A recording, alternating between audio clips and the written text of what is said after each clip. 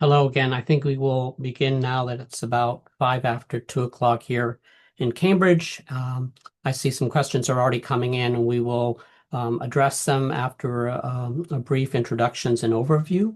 If our panelists want to turn on their cameras, we'll be starting now. Good to see you. Thank you all. Again, my name is Miles Crowley, and I'm the program administrator for the Night Science Journalism program. I joined the program in 2001, 2021, but I've been at MIT since 1989, and I'm a key contact for the application process.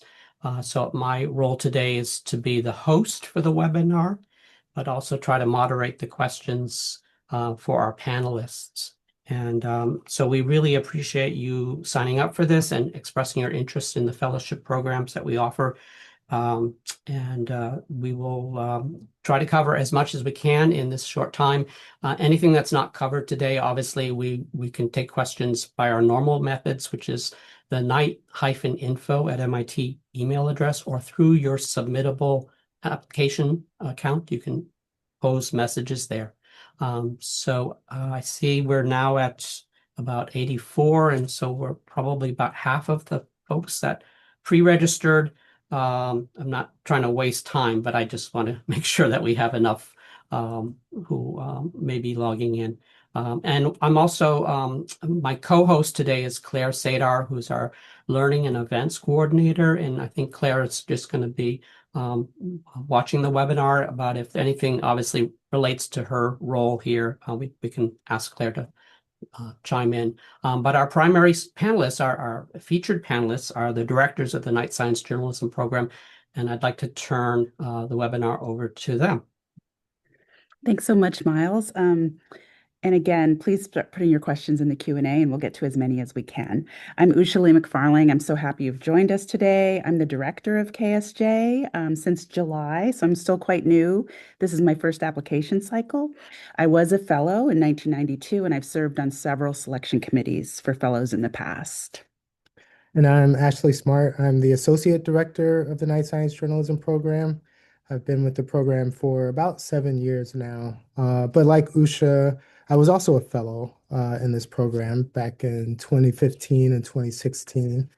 And so I can attest that it's a really amazing experience, a life-changing experience for many.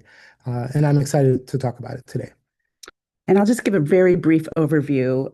The Knight Fellowships were established more than 40 years ago by Victor McElhenney in an effort to advance science reporting in the public interest by strengthening the knowledge base and skills of science reporters. We're still going strong today. The program accepts 10 science journalists to spend an academic year at MIT. During that time, they attend classes at both MIT and Harvard. They attend seminars and discussions that we organize.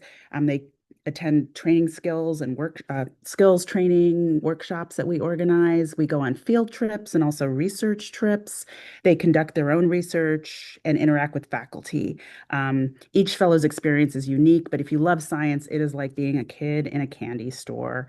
Then our fellows, once they're finished, they become part of a very rich network of hundreds of science reporters around the globe. And sorry, one more thing. As terms of eligibility, we get a lot of questions about that. You need to be a full-time science writer, at least 3 consecutive years of experience covering science, health, or the environment.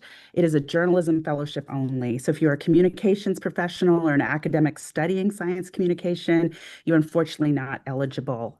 I will note the fellowships are highly competitive, so many successful applicants have actually more than the 3 years of experience that are required. Thank you. And I want to just briefly talk about another fellowship that we launched about 3 years ago now. The Fellowship for Advancing Science Journalism in Africa and the Middle East, also known for short as the Africa and Middle East Fellowship. This was launched in partnership with Springer Nature in honor of the late Egyptian journalist Muhammad Yahya, and we're now going into our 3rd year of this fellowship. This is a 1-semester fellowship. It runs from mid-August through the end of June. From mid-August through the end of December. And we select 1 fellow each year to do this fellowship. unlike the academic year fellowship, the Africa and Middle East fellowship is open to journalists anywhere from early career to mid-career.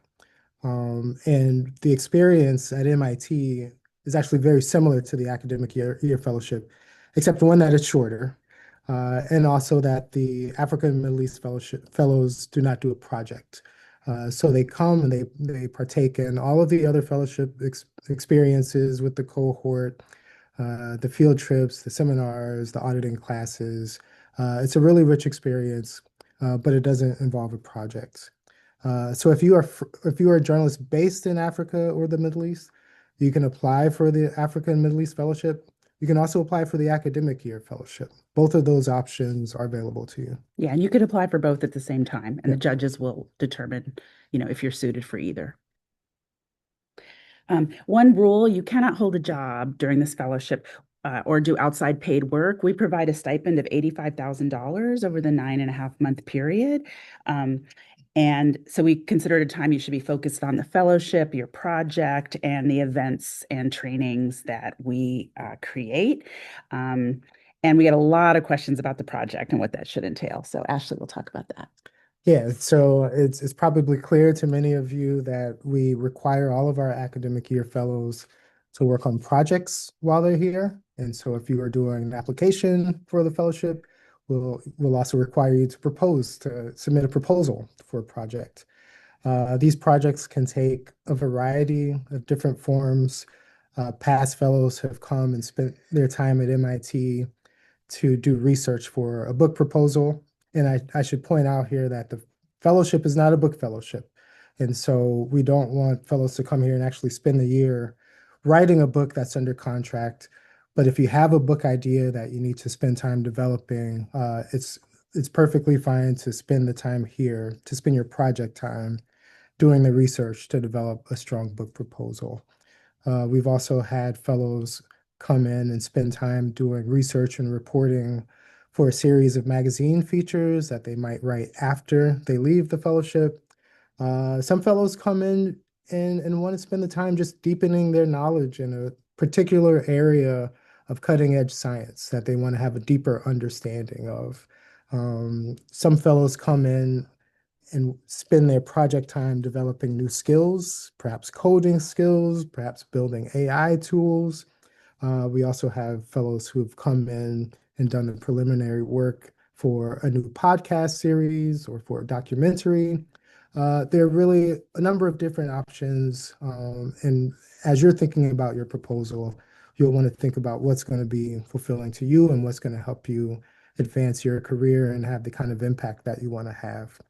One thing that we look for in all of the fellowship proposal or the project proposals and the projects is that they really draw on the resources that are here in the Cambridge area, the resources that are here at MIT or at Harvard or elsewhere in the Boston, Cambridge area.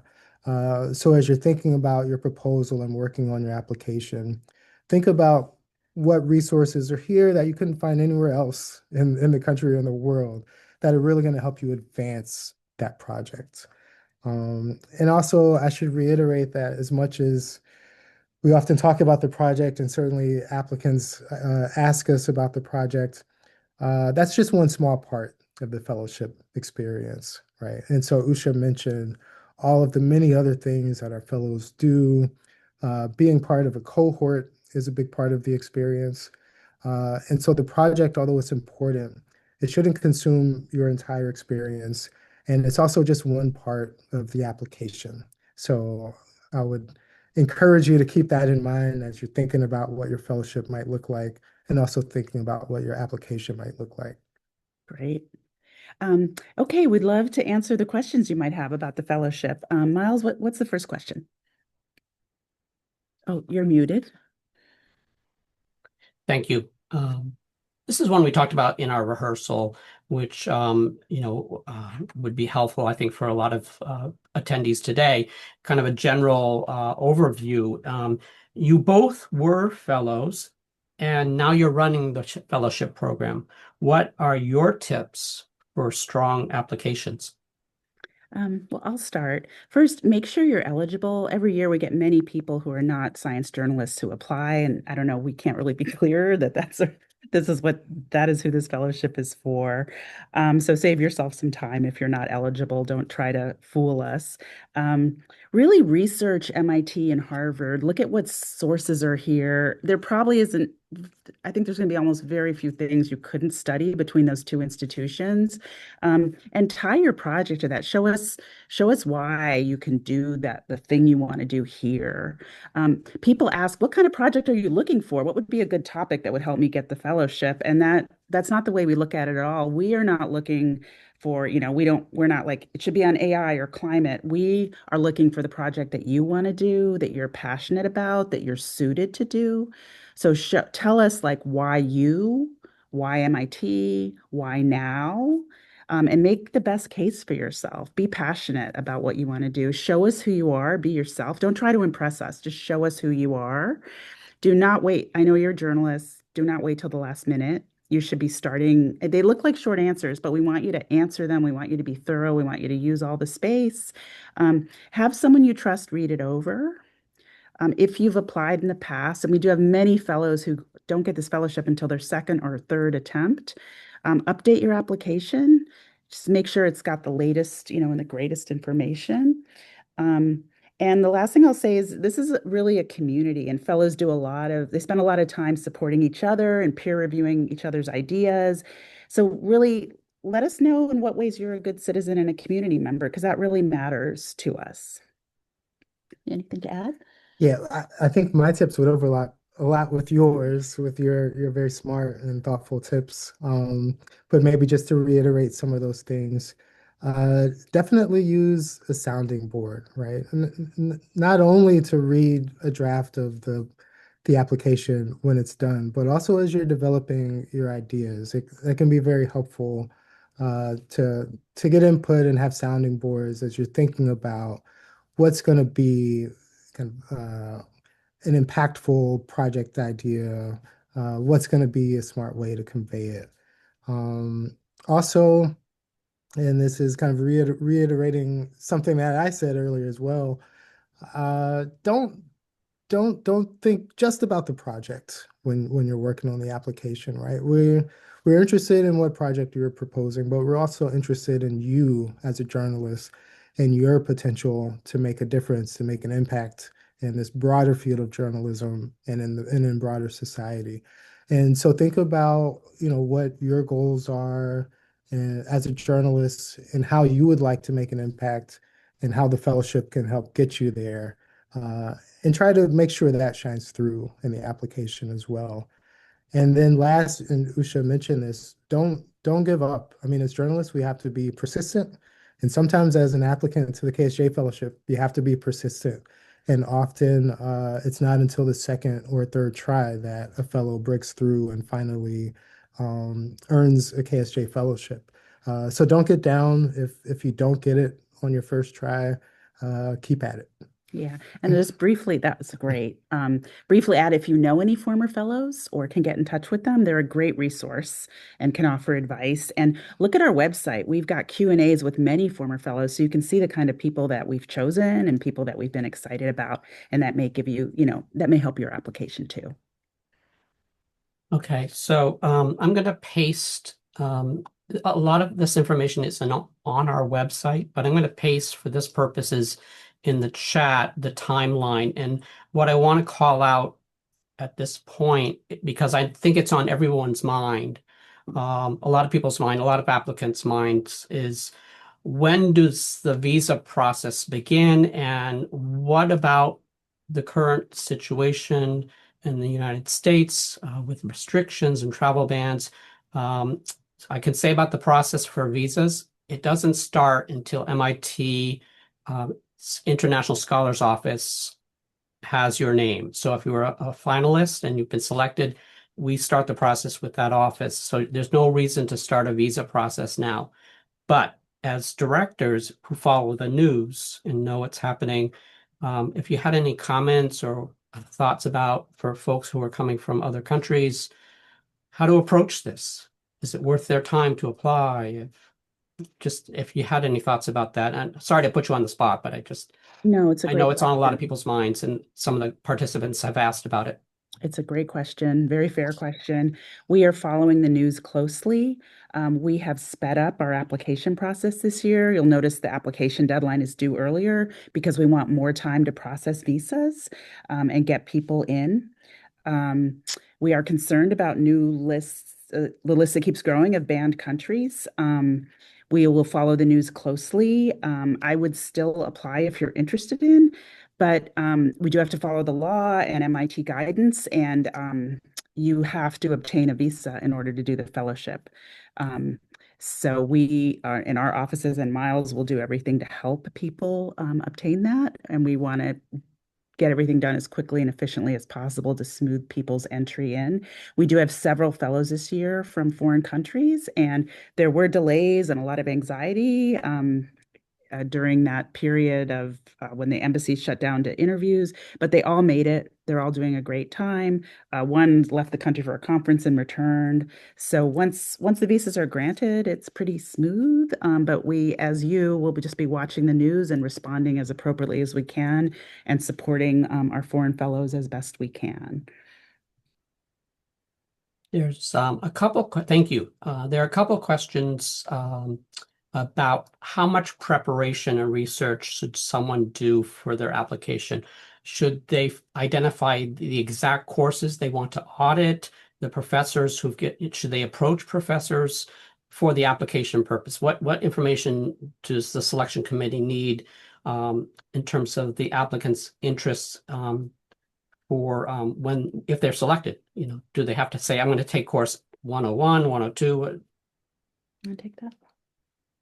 Yeah, I mean, I think one point that's worth making is that often between the time that an applicant completes the application and the time that they arrive at MIT, or the time that they kind of land on the ground and start getting their hands dirty, so to speak, uh, plans change. So sometimes the project ideas change as fellows kind of start digging into research and get on the ground and start doing work. Sometimes the classes that a fellow is interested in may change once they get here and they see what's actually offered in the spring semester and what may not be offered until the following fall, right?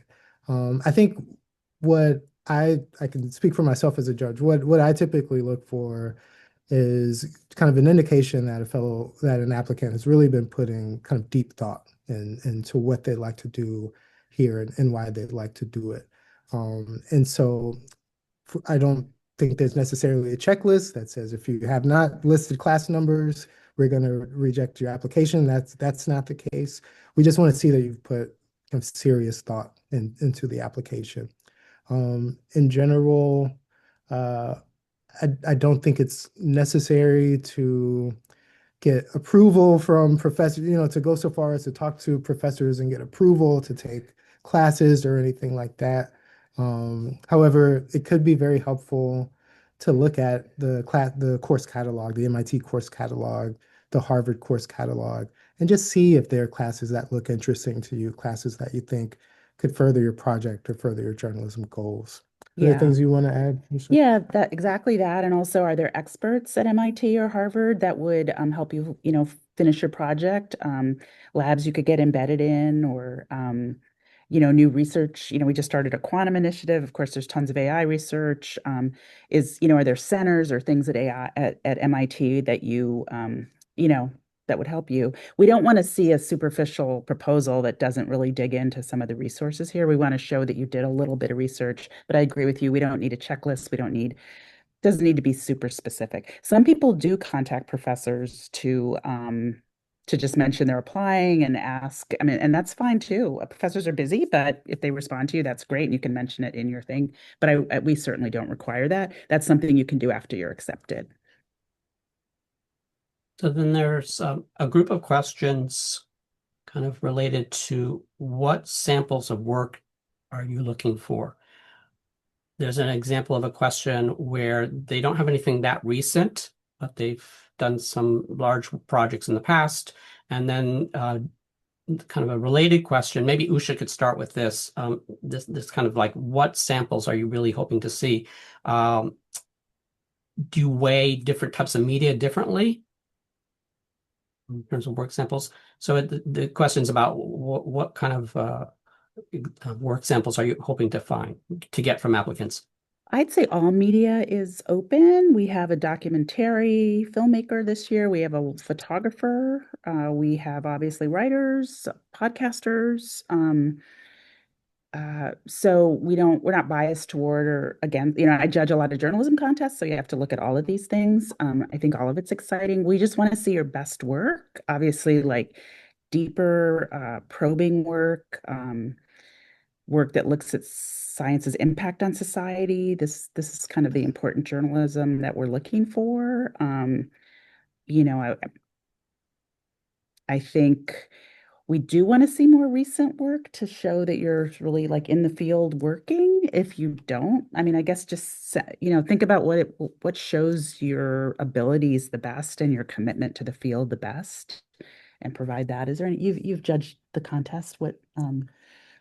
Yeah, I think what Usha said gets directly at the point. You should put your best foot forward, submit the work that is going to help you stand out and showcase your own kind of unique skills.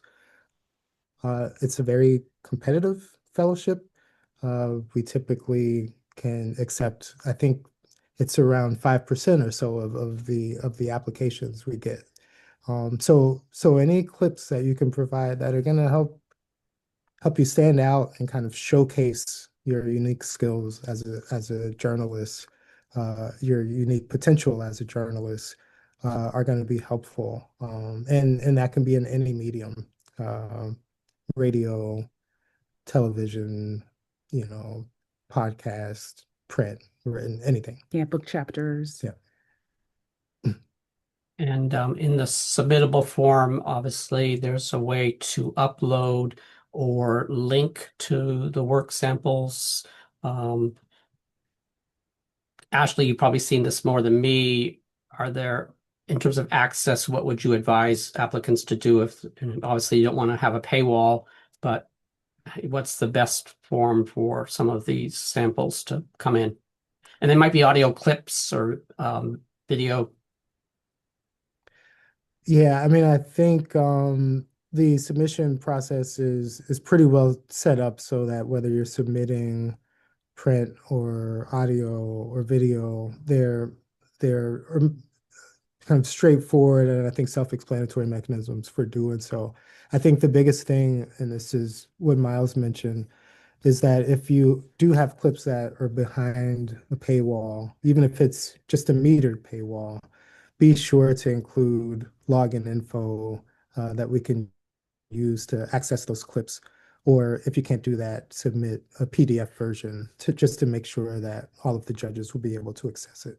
Yeah, definitely. Because if we're not going to be able to reach you, we're on a tight schedule to select applicants, and we don't want to disqualify you because we can't read your samples. And you're looking, just to clarify, you're looking for published work, not work that's still in. Yeah, published clips, Okay. Published audio. Yeah. This is a big topic that comes up because we have so many international applicants.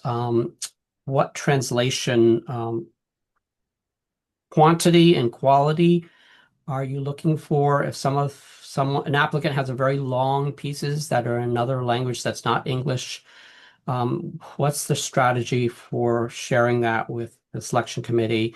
Can they just give a summary, or and a link to the actual original work, or do you want the full translation if it's 6,000, 8,000 words? We want a translation, but okay, this might lead to another question, but we're like everyone else grappling with AI. We do not want you to use AI to write your application. You are writers. You should be writing that yourself. You can use AI to spell check. You can use AI and you can certainly use excellent AI translation services to translate your piece. You should be proficient in English if you're applying. So if I were applying with a piece in a different language, I would use a service to translate it, and I would read it over and make sure we're reading the English version. You want to make sure that we're reading something that reflects like the beauty of the writing sample that you submitted. Um, for staff for applicants who are highly prolific freelancers, do you say that multiples? Maybe Ashley, you've seen this. They're just such a long list of work. I think our application asks for a certain number for the past year. I'll have to pull that up, but could you comment on how much detail from freelancers in terms of their published work? So, How much detail? Like, is a headline and a link enough, or do you want to? I think last year we had somebody who had like 50 clips, and they didn't know if they should summarize it or prioritize it or put the best ones on top or. and so in the application platform, there should be a section for submitting clips, and I think the number may range from 3 to 5. I would have to check to Yeah. see the exact number of clips. So maybe this is more about the resume, the CV. Yeah. And so if you're a freelancer, prolific freelancer with hundreds of great clips, I would still put careful thought into choosing that's a small subset that's really going to showcase your skills for those clips that you upload and share in the portal. On your resume, if you'd like to show kind of a broader breadth and scope of your work on the resume, I think it's perfectly fine to list some of your clips and provide links. But know that in the judging process, we're going to be focused. We're going to put emphasis on those clips, on those 3 to 5 clips that you select for your application. Right. Usha, in terms of the letters of recommendation from, I think we're asking for 3. What are you looking for? Or does it have to be the employer? Be a professional colleague, or what types of letters of recommendation are It does not have to be from the employer. You do need to work out that you'll be able to do the fellowship with if you are a full-time employee somewhere. But I think they really should, and I'll clarify, the Middle East just requires 1 letter. The academic full year requires 3. It should be someone that really knows you well. I was speaking to the director of another night fellowship, and she said that someone had gotten literally a letter from the president of their country, but it was just a 1 sentence thing with the signature, and that does nothing for us. We don't care how important the letter writer is. What matters is they know you, they know your strengths, they know why you should get this fellowship, what you'd benefit from. So it would behoove you to maybe write all that up, let your letter writers know. So I think close colleagues might be good. They cannot come from family members, but people that know you well through your journalism work, and that can speak to your personality, the traits you have, and what you would bring to the fellowship. That's what we're looking for. More depth, as opposed to prestige. Actually, there are questions about print versus other media, and the perception that KSJ has a lot of people focused on writing books and print journalism. Are applicants in other areas reviewed similarly or equally? Definitely. And I think, I could even add that I think part of the magic of this fellowship and this cohort that we bring to MIT is this kind of small community that we have where different people are bringing different strengths. And so for us, it's a plus that not all of our fellows are working in print. This year, as Usha mentioned, we have a documentarian, we have someone who's here working on a podcast. We have broadcast, local TV journalists. And so we look to have that kind of variety in the cohort. And so, yes, we welcome applicants who are working in mediums other than print. We have a visual journalist who creates visuals for a very successful YouTube science show. Yeah, yeah, So yeah, I'd say almost half of our fellows this year are visual or audio. yeah. Um, And what that does is, it allows our fellows, it allows for a rich exchange of ideas and exchange of kind of skills and knowledge when our fellows arrive here. So that's, yeah, we look for that for sure. Um, there's so many good questions here. It's kind of, I'm trying to synthesize some of them. And some of them obviously can be answered on the website. We have quite a few frequently asked questions on the website. But I think from what I can see, the research project, so fellows are hired, are come to MIT as technically research fellows. That's the MIT title that they're given. And there's a research project involved as part of the fellowship year. Could the research project be more on the academic side than the maybe journalism product? Yeah, I mean, I'll make a quick yeah, comment and maybe you could tag onto it. But you use the term journalism product, Miles, and I think maybe that's a good segue to make an important point, and that's that we really think of the research projects not in terms of the product but the process, right? And as a matter of fact, there's no actual kind of document or product that you have to hand over to us when you're leaving the fellowship. We're mostly interested in kind of knowing that this process that you've gone through during this year at MIT has been helpful for you.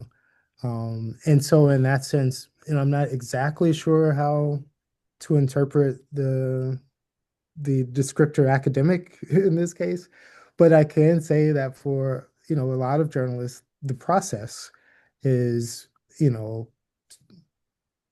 taking classes, talking with professors who are experts in a particular area of science that they want to know more about, that they want to learn more about. And, the hope, of course, is that that deepening of their knowledge is going to lead to feature stories down the line or maybe a book down the road, or that it's just going to prepare them to be, well placed to cover this beat whenever, important news happens. But the process while they're here is often, just a matter of kind of learning alongside, the many other scholars who are in the Cambridge area.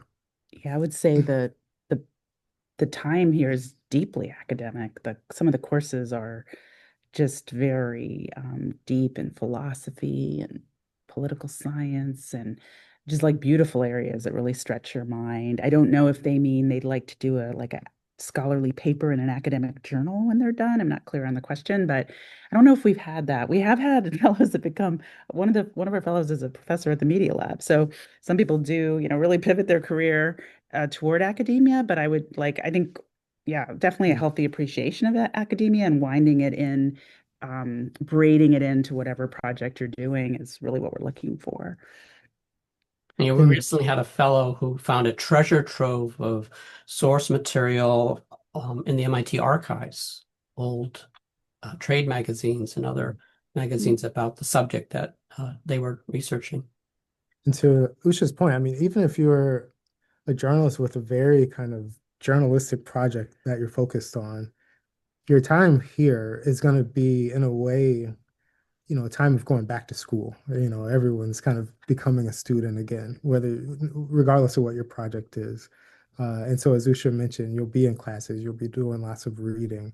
And so the academic aspect is really kind of woven into the experience. Yeah, it's just beautiful to see fellows just so excited about these classes and sort of like, we're not like undergrads going to frat parties, hopefully. We're like people really take the classes they wish they had taken, 10, 20 years ago when they were in college and just rediscover this love of learning. And share it. We have a lot of roundtable discussions. Many fellows take the same classes, many are in classes with the Neiman Fellows and they like make mini communities around. There's a bunch studying neuroscience in the brain this year, getting together separately to talk about what they're learning and giving each other tips. It's really, really fun to see. Usha, here's a question. for the academic year fellowship, is there a cutoff age? This person rarely sees people who are under 30. Oh, this is who are under 30 getting a fellowship. So I guess it could reverse that. People who are um, more beyond the mid-career stage Yeah. of their. Do we have an age kind of? Yeah, I would say that, it really was thought of as a mid-career fellowship. So, and I think because it's competitive, you do see people that are more mature in their career and their writing and have had more experience, which tends to put people on the older side. I did the fellowship in my 20s, and we had some very young fellows. So that is possible. I would say we really look to people individually. I wouldn't want us to be seen as ageist because I do think people do amazing stuff like into their 80s, So I think we just really want to see who are you, what have you done, and what do you want to do? Like where will this fellowship take you?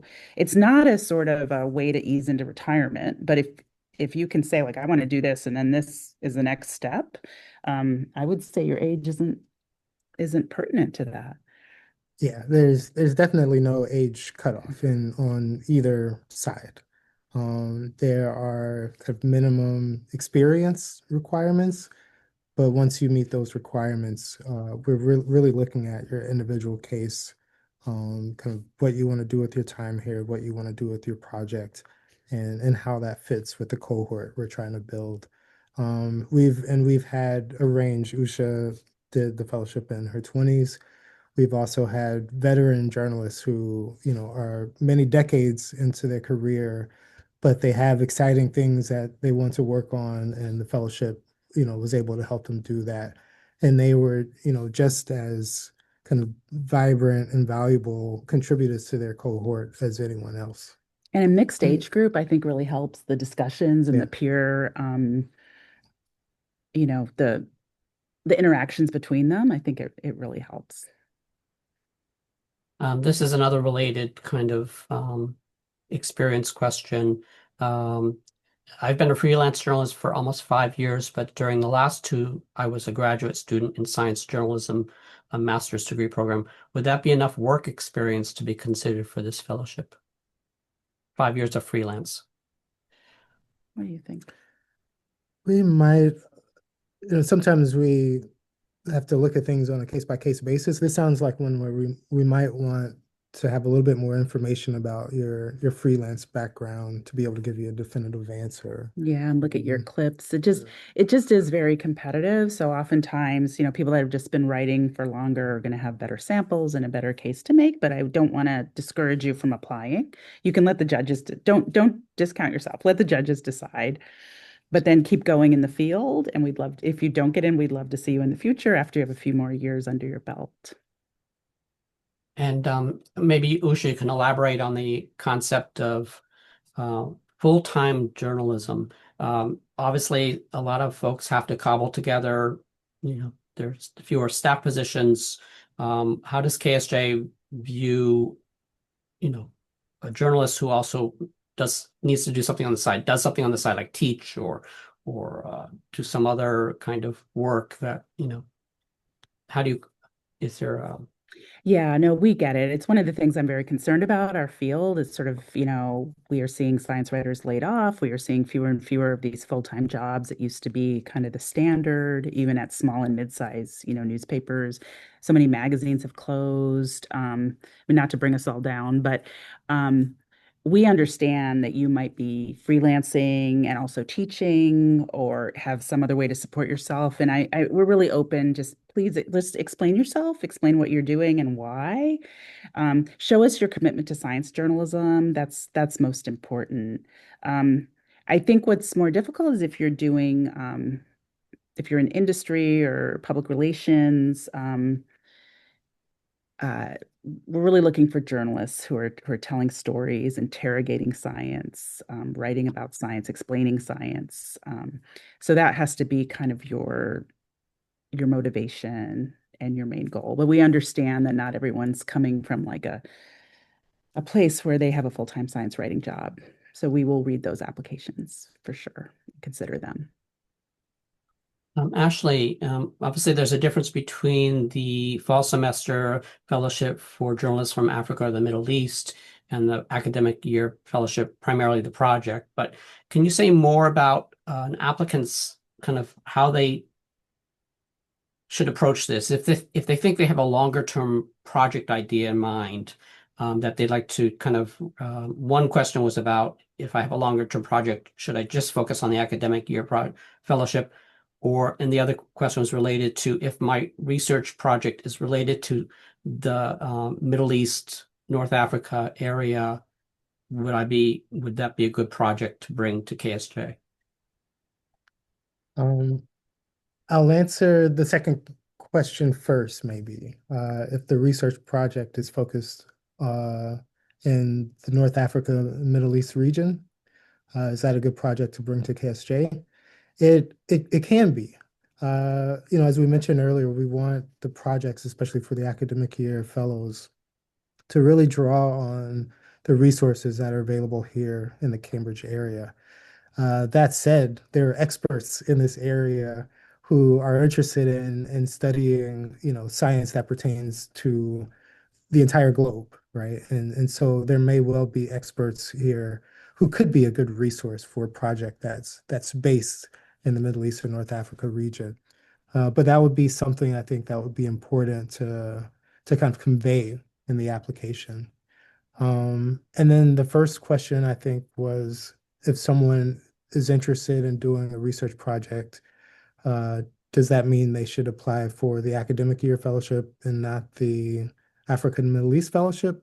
Yeah, basically it's Yeah, that's yeah. I mean, to some extent, it's going to be a personal decision, and the applicant is going to have to reflect on kind of which fellowship and which conditions are going to best advance their career, best advance this idea. Um, I'll say that you can certainly apply for both, and so you can tailor two different applications, one that kind of puts emphasis on a project for the academic year fellowship, and then another application that puts emphasis maybe on a course of study for the African Middle East fellowship. Um, but also, even though I would say that even though the African Middle East fellows are here only for a semester, uh, there's actually, I mean, that's a decent amount of time to dig into a very specific area of interest if an applicant has one. And so even though there may not be a formal project, what we found is that the previous African Middle East fellows have come in with a focus, a focus of their interests, and they've kind of tailored a curriculum toward deepening their knowledge in that focus. And that, in many ways, can accomplish many of the same things that a project would accomplish. And so I would keep that in mind and maybe keep both of those options on the table. Yeah, we certainly wouldn't stop anyone from doing a project. It just is more challenging to do it in one semester. But again, if you're focused and maybe get a running head start before you come, we are happy to offer mentorship and support and allow that fellow to present their project, at the end of the first term before they leave MIT. Okay. Let me just, I feel like we covered a lot of the things that I'm seeing in the questions, but I forgive anybody. Forgive me for maybe um, synthesizing too much. I just want to make sure we covered something that we rose up as kind of important. Kind of as you're thinking about applying for either fellowship, how are families of fellows, how are they part of the program or not? What about children and spouses and partners? What participation level does the folks coming with the fellow have? Ashley, I guess you could Yeah, start. yeah, no, Yeah. I'll start and then you can yeah. add to. We are very family friendly. Right outside our seminar room where we are, there's a beautiful play area. We love when people bring their kids in. MIT very generously gives spouses affiliate status so they can use the libraries, they can register for the health, they can audit classes. They definitely can come to our seminars. Some of our trips, it depends, some are space limited. We try to welcome them as much as we can and include them in a lot of activities. I know that it can be challenging and expensive for childcare, and Ashley can talk a little more about, but I also know that and even though we have a lot of like activities and it's busy at the fellowship, because people say because they're not in the daily grind, they're less stressed, and they actually have people with young children feel like they get some really good bonding time with their family. So it actually can be very family friendly. Um, but why don't you add your Yeah, opinion? so I can second all of that, and I actually can speak from experience as well because when I came and did the fellowship, I brought a family with me, my wife and our oldest son, who was who was one at the time, and then my second son was actually born during the fellowship, and it was. Yeah, I can definitely second Usha's comment that it's a family friendly environment. Both here at KSJ, we have a little child play area outside in the commons area out there. But also Cambridge has a lot of supports for people who are coming into the area with family. Um, Childcare for the little ones can be expensive, and so you should know that ahead of time. But there are many options, including childcare centers that are run by MIT and very inconvenient to our offices here. Cambridge Public Schools commonly, works with families who are coming in for fellowships, families who may be relocating for a year or two. And so they develop processes that make it fairly easy to enroll kids in Cambridge Public Schools, even if you're coming from out of the country. The one thing I would say is that if you are coming with a family and you are accepted into the fellowship, start early, trying to secure childcare and schooling arrangements because it can be competitive. Yeah, I will say we've talked a lot about the positives. I think one challenge is Cambridge is expensive. Even I moved here from Los Angeles. I was a little bit shocked at how much more expensive it is than when I was a fellow. But that being said, there are plenty of housing options of all expense levels. We even have a fellow this year living in the dorms, and he just has to occasionally put on like an event that the students might want to. He did a Day of the Dead celebration. He's from Mexico. So there's a lot of options, and most fellows settle in. But again, yeah, start early. Um, And just to confirm or clarify, KSJ does not offer a childcare allowance or subsidy. That's correct, but we do offer for fellows who are coming with families, healthcare coverage for the fellow and their family. That's correct. right, Yeah. right. Um, this might cover several questions, Usha. We have questions about kind of just completed an academic program and how would their application be viewed? Maybe their journalism was in the past or on the side. Um, Maybe this is also related to how KSJ views folks who just completed a fellowship. You know, like we said, this is highly competitive. So, what would an applicant who maybe has just completed a master's degree, how would they make their case to be considered?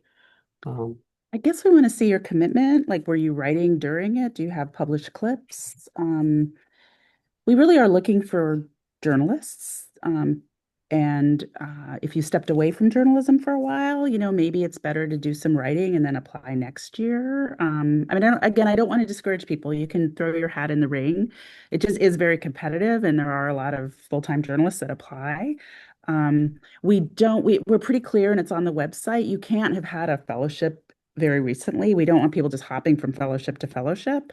We want to spread the wealth. If it's People do use the term fellowship in a lot of different ways, though. So if you did something that was for a week or maybe supported a project and wasn't like a big residential project fellowship like ours, we might still consider it.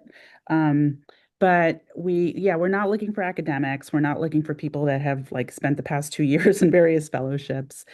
We really want people that are out there writing, producing, creating, thinking about science journalism, getting their hands dirty with it. And I've always thought, Anusha, you can correct me or modify this if it's off base, but I've always thought of the fellowship as kind of a sabbatical year for journalists, a chance to kind of take a break from the daily grind and the daily deadlines, step back and kind of think deeply about it, about the craft and about kind of the things that the directions they want to move in. And so if you've already, it's hard to come off of a sabbatical and make the case that you need another sabbatical, Yeah. right? So in to that extent, I mean, if you can show that you've kind of been continuing to keep your hands dirty and continuing to work in this field, it's going to make for a stronger application, I think. Yeah.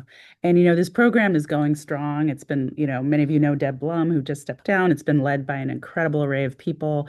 We're already planning for our 50th anniversary, if you can believe it. So we're going to be here. So if this isn't your year, just think like you've learned a lot here. Think about what you need, which is just keep doing great journalism, keep, staying, being part of the field and contributing and, apply when the time is right. We talked about this as well, Usha. If somebody is applying to the Nieman Fellowship at Harvard, does this influence their chances with KSJ? What do you know about that other fellowship Yeah, timeline? we have close ties with the Neiman. We love them, and we actually do things together with that cohort. They have a different timeline than us. They will let you know later than us if you're accepted. And many people do apply to both and are eligible for both. And they're both great experiences. But I think if like science is your thing, and Henry Chu, the director of the Neimans would agree, like we're the place for you. Um, and we will indicate if you're admitted before they will, and we will ask for a commitment before you even know from the Neimans. So say you apply to both and you get into ours, you will have to decline the Neiman or decline us in hopes that you would get the Neiman. So we're sorry about that, but we do think we're the better fellowship. But the good thing is that if you find yourself in the position of getting both fellowships, you can't lose. I mean, the chance to come here to Cambridge and soak in this experience is a win either way. And I think they're both great fellowships. Right. I guess this speaks a little bit, and for those who are with us today, we have not done a webinar like this before. We often answer questions individually. People write to KSJ at the knight-info@mit.edu address, and I do my best to answer questions. I actually enjoy answering questions from applicants. And there's also a form in submittable if you start your application in the submittable form. So obviously, we're not going to get to every question today. So I've lost my thought about what I was going to ask you both. So it's anticipating kind of life. When would the decisions be made?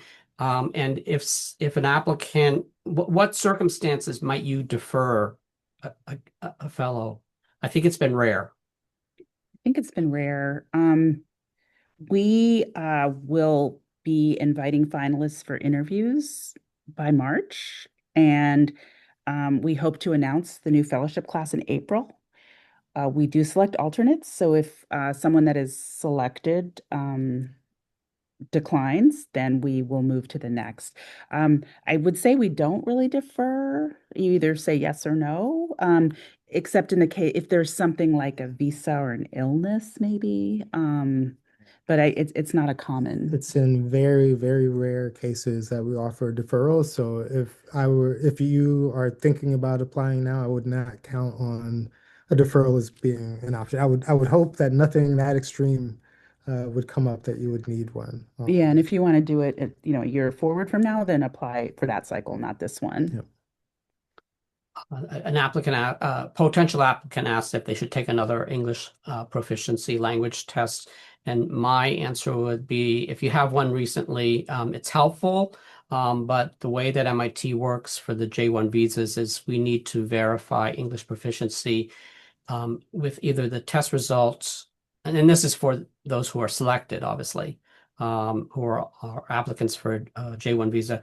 We usually judge that with the video interview, and that's usually enough. But if you do have time to take another test, it helps your application. But I wouldn't do that if it's not possible before the deadline. of January 9th. The deadline is January 9th for applications, and there's a small grace period for any letters of recommendation to be submitted through submittable by January 15th. So applications for stop at January 9th. If you haven't started your application by January 9th, you're not going to have access to it in submittable, but your references could submit their letters up till January 15th. But So sooner the better. yeah, it's sooner We the are better. keeping So the if you application can process this apply year. now. We're running out of time, and I apologize again for if your question was not answered, but please reach out to us, and I will probably stay on the webinar for to do some capture of information before we shut it down. But I'm going to let the panelists go. But if there's any last words from Usha and Ashley. No, it's my first application cycle, so I'm very excited to see your applications. And please just put your best foot forward. Don't be nervous. Just show us who you are. Dream big, think big. And we're really excited to see what you've got to show us and to have some of you join us next year. Yeah, and I would say lean into and really enjoy the application process. I mean, regardless of what happens in the selection process, just this opportunity to take a step back, think about science journalism and where it's headed and where you see your role in it. That can be valuable in itself, I think, regardless of what happens with your application. So make the most of that. Let yourself, your passion, your originality shine through, as Usha said. And we look forward to seeing your applications.